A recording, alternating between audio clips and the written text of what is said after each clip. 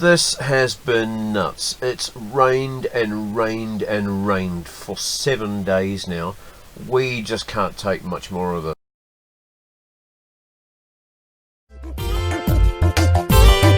It hasn't just been my daily routine that's been upset.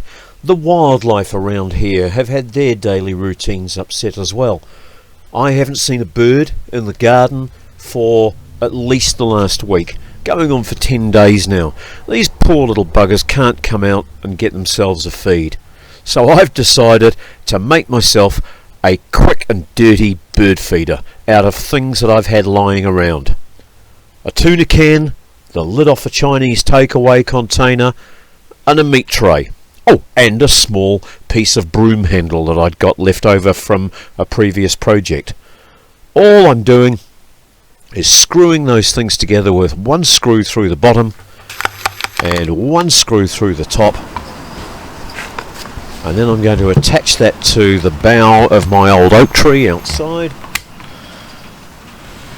and fill it full of some of the yummy wild bird seed mix that I picked up from the stock and station agent while I was in town.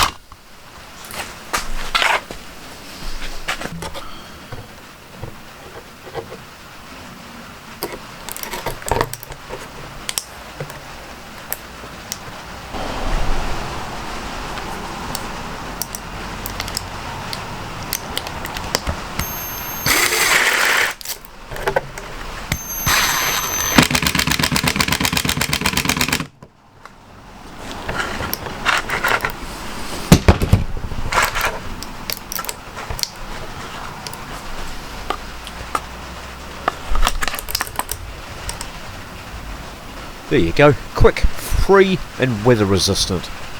Down and dirty bird feeder.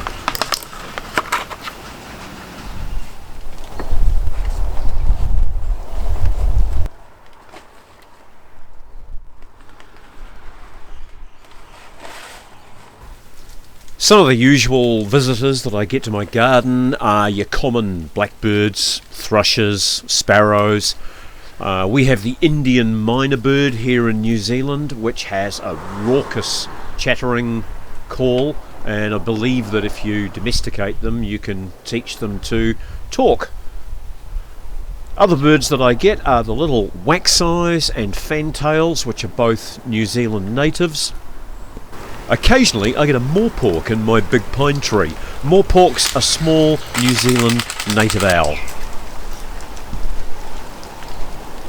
We get rosellas, which are the brightly coloured Australian parrots, and at this time of the year occasionally I'll even get the New Zealand native tui coming into my garden to eat the seeds from my flax bushes. So really this is all to do with biodiversity. It's pretty boring if I'm the only person here.